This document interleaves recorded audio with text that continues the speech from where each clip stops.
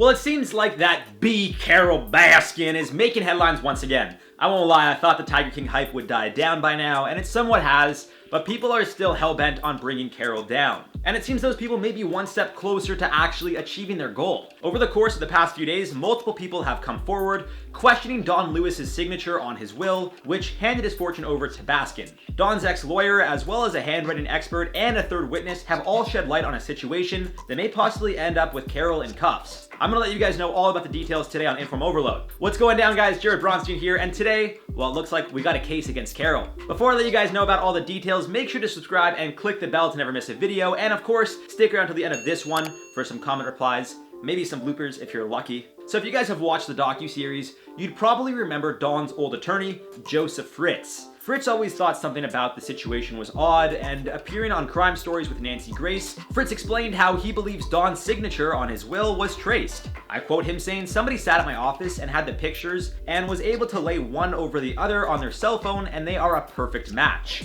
Now this is odd considering how people's signatures tend to vary, so for one to be an exact match is actually very suspicious. Thomas Vastrick, a forensic document examiner and handwriting expert, also thinks there's something going on here. I quote him saying, "In conducting the examination of the durable family power of attorney and the will, both of which were created on November 21st in 1996, I was struck by the uncanny similarity between each set of signatures. It was nearly exact replication to the extent that I was very confidently able to opine that what I was dealing with, at least with Mr. Lewis's signature, that these signatures were traced. Every time you sign your name, there's a level of variation from one signature to the next, and these are just way too similar. I did not find this a difficult determination at all." Vastrick believes, after reviewing multiple documents, that Don's signature was copied from his marriage certificate to Carole, which was signed 4 years before the will was created. To add fuel to the fire, Vastrick also claimed the signatures of the witness and notary also appear to be identical on both the will and power of attorney, leading him to believe at least one of each signature, or possibly both, were traced as well. Fritz also explained how Carole, I quote,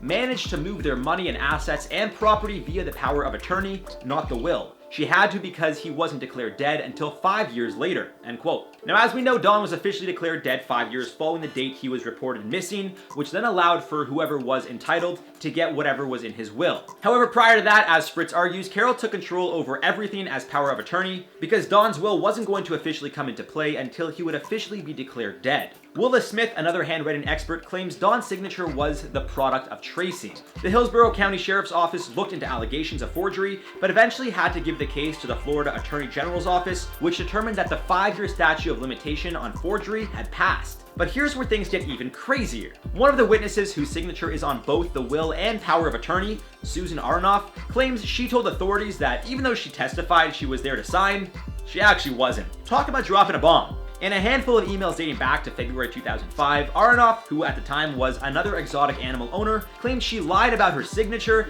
telling the Tampa Bay Times back in 2007, I quote, "Carole's made a big name for herself and I'm a big nobody." More specifically, the emails, which were sent from Aronoff to an undisclosed person, read that when Don, I quote, "disappeared and the kids were contesting the will, I got a phone call from Carole to go to court because it seems that I was one of the supposed witnesses on the will. The problem with the will is that Carole had me backed against a wall at the time, and from fear of her then, I signed a statement swearing it to be my signature even though it wasn't. I could go to jail for that, I'm told." But as previously mentioned, the 5-year statute of limitations of forgery has passed, so even though they know she broke the law, not much could have been done legally. But I mean, like, as we know, guys, the government could step in and be like, you know what, this one time, forget the statute of limitations, we're going after you. We know that.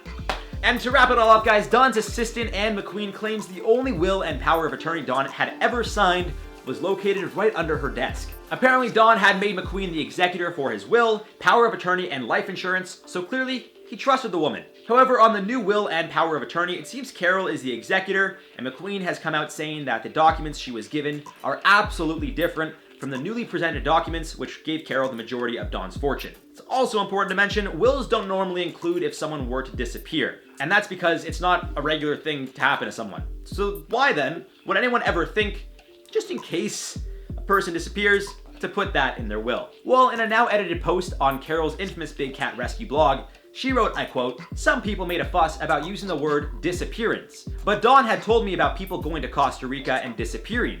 and he was dealing with the mob down there, so I thought that seemed like a potential threat, and included the word. I also included disability because of Don's increasingly strange behavior. Our Costa Rican attorney Roger Pedersen said the helicopter brothers were their version of the mob and Don was loaning them money, end quote. However, Pedersen, a Miami lawyer who represented Don in the past, said he doesn't remember ever referring to the helicopter brothers as Costa Rica's version of the mob. He also explained how in 2001, I quote, their operation collapsed and those investors that did not withdraw their funds in time ended up losing their money. Now it's interesting that Pedersen didn't deny Don's involvement with the brothers, but he also explained, I quote, the Villalobos brothers were well known in the expat community during that time frame. They took in money from investors and paid 3% per month. Thousands of expats and locals invested with them, and they were well respected in the community, even building and funding the local Baptist church, end quote. Now, considering how Don went missing in 97 and the investors didn't really lose money until 2001, I don't see why they would have anything to do with his disappearance, unless there was an argument in the mid-90s. Don's old lawyer, Joseph Fritz, also believes that Don was strangled and thrown out of a plane over the Gulf of Mexico.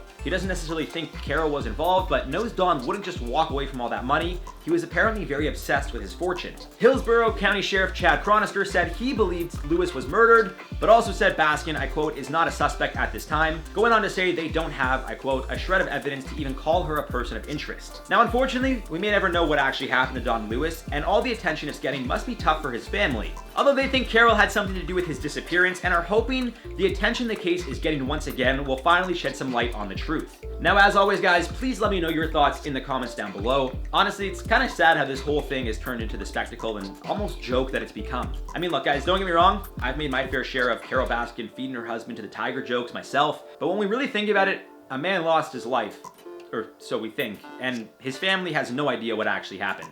That's messed up. So I hope they get the closure they likely have been wanting since his initial disappearance back in 1997. For now though, guys, let's reply to some comments from the video. Man in the background of Jennifer Lopez's selfie is freaking out the internet. Now I asked you guys what I should spill because I got called out for using Charlotte's line of spilling the tea.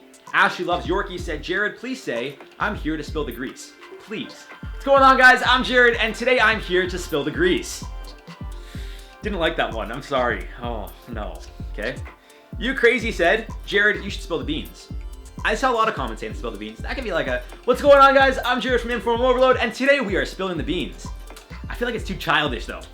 Dio Bass said, spill the tequila. It's good that we got Jared back. Hey, Dio, what's up? I'm so glad that I'm back. I love it on IO, guys. I love you guys. Tequila, though, I like tequila. I know I said I would spill it, but like, why waste it when I could drink it? Rock and Roll Jenny said, yes, spill the coffee. I mean, look, guys, I'm not gonna lie. I've got a bit of iced coffee here.